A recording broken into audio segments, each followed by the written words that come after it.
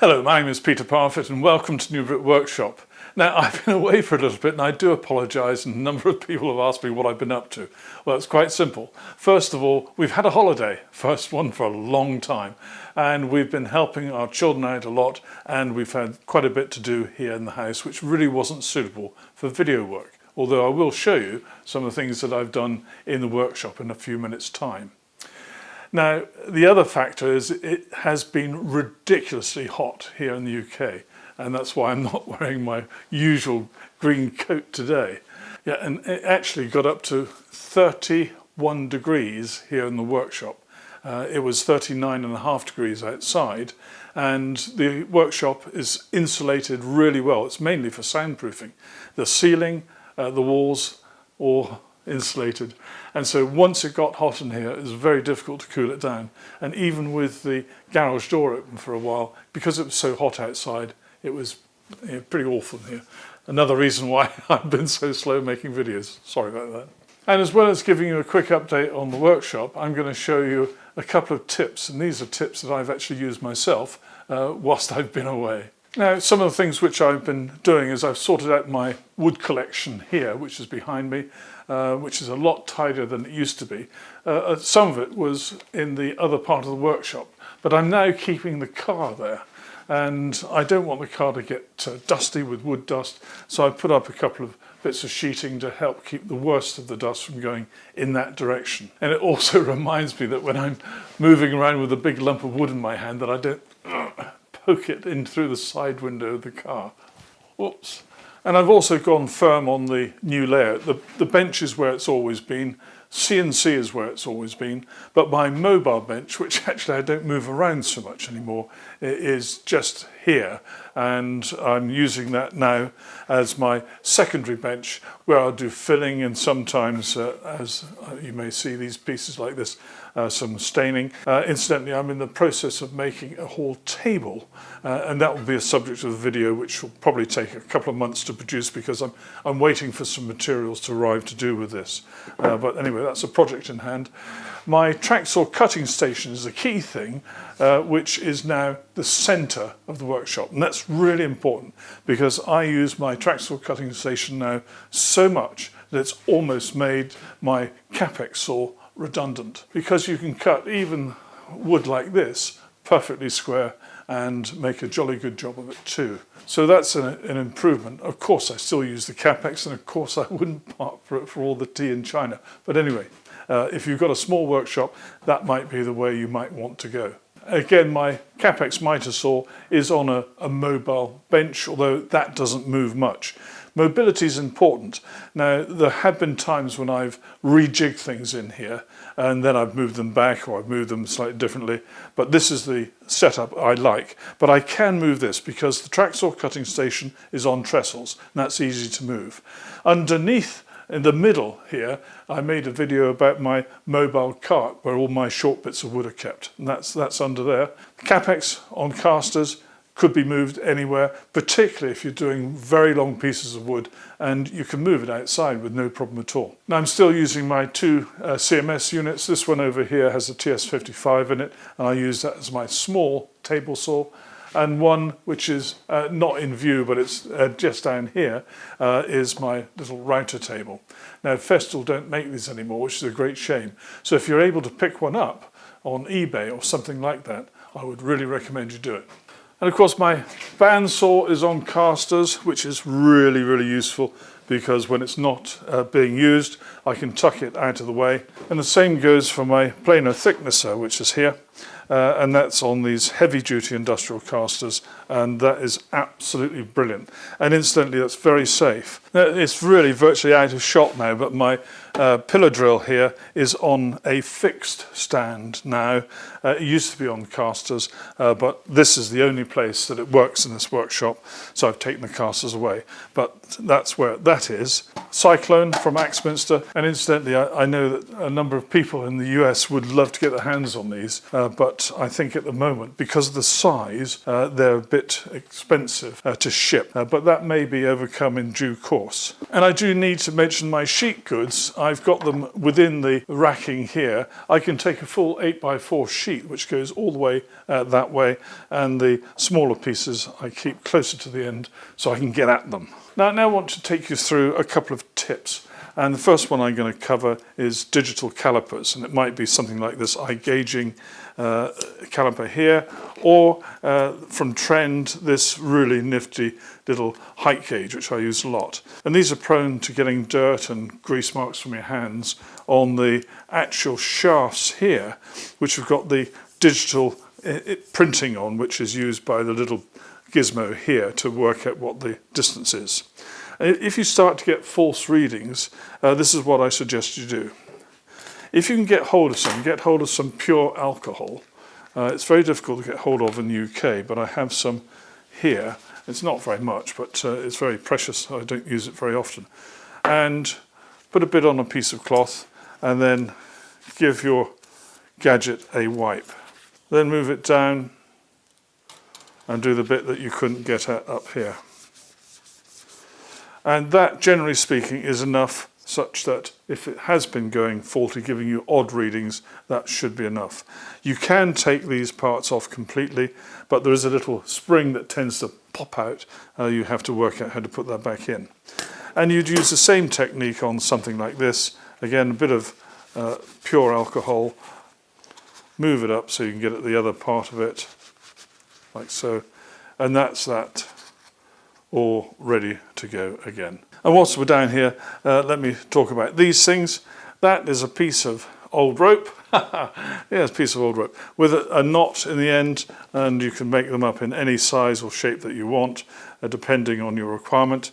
And when you've got one of those, you can use it to keep your cables tidy, because all you do is you wind your cable up, poke one end through, like so, and you can then hang that up, and you've got a nice tidy cable. And here's one I did earlier on. So that's a nifty, neat idea. Any old bits of rope or string will do, and you can always use a Velcro strap. I got this one, or a bunch of these, from eBay. They were not very expensive. They've got a little loop opening here, so you can thread it through on itself, back on itself, and tighten it around something. And those are really, really useful, particularly for cable management and also for holding things out of the way whilst you're doing something, because they've got quite a bit of gripping power if you use them carefully. Now, I've been asked several times about the drawing package that I use for my various drawings, and if I'm sending plans out, I produce my drawings using my drawing package. I then convert them usually to a PDF file and then send them out free of charge. And the package I use is called Draft Site, and it used to be free. I've got the two-dimensional version. It's now something like £90 a year on subscription, and I think it's well worth it. But anyway, that's Draft Site, and I can produce plans very accurately. Now you might be wondering what all these little boxes of screws are. Basically, when I take anything apart, and I do a lot of jig making where I'm screwing some together, and then after a while when the jig's no longer required, I unscrew everything. But I always keep the screws. But I don't put them away back in their original boxes, partly because I want to know that they are screws that have been used once before, because in some cases they might be just a little dash rusty. But anyway, I put them into 3 boxes. One which has got round head screws on, one for smaller screws, and one for really big ones. And the idea is that I can then reuse these again. I don't have to keep getting brand new screws out when I want to make something. And if you've got a piece of paper, just put a whole bunch of them out. When you're looking for a particular size screw, you can then find them relatively easily, and then when you've finished, put them back in the container. And that's quite a useful way of doing things, particularly useful if there are lots of little tiny ones and it's a big mixture. Now, you would have seen in one of my videos, I'm sure, this UJK fence with a stop. and I use it both on my track saw cutting station and also here on my mitre station.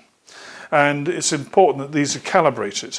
So I've got one piece of wood which is very, very accurately cut to 300 millimeters. And I keep this safely put to one side. Now bear in mind, wood changes dimension as moisture level changes, but it's changing its dimensions mostly this way. Lengthwise, it barely moves at all. And so this piece of wood, I will call it my reference 300 millimeter piece of wood. And it's dead easy. All I do to set this up is I put the stop on the 300 millimeter mark, put this up against it, and then move the whole of the fence by loosening the screws that hold it in place, so that eventually I've got it absolutely flush here. And I do and then tighten those, and then I do the same procedure over here with that against the saw blade, and then the stop going all the way up to there, and that should coincide with the 300 mark on there. And I then make sure that this is tightened in place. So both systems are using the same reference, which is really useful. So if this was 0.5 millimeter out, it wouldn't be the end of the world. But actually this is much more accurate than that, so it's really, really good. Now, when I was hanging up these bits of dust sheet to protect the car, I decided I'd hold them in place by fixing them to a batten. You can probably just see it runs left to right across there. And I was going to use some screws with washers, ordinary wood screws, into that batten to hold the dust sheets up there in place. And this is where my final tip for today comes in. Because when you try and screw a screw into something like a piece of sheet material, the material starts to try and wrap itself around the screw as you're screwing it in, and it becomes a bit of a nightmare. Let me show you. So here we have screw and washer, and here we have my bit of material, and you see what happens when I just try and screw it in ordinarily. You see how that material starts to really get caught up like that, and it's a real nuisance. And the reason for that is that it's getting caught on the threads here. So I made up a little gadget which would allow me to cut a neat hole in the various bits of sheeting. This is a small piece of brass tubing, and I've put it in the drill press, and I've made the edge fairly sharp here. Then I use this as a type of drill for drilling through linen sheets. If you look closely, you can see the blue there of the last bit of sheeting I put up where the car is. And I think if I were to poke this through, you'd probably see all the bits of sheeting coming out. There we go.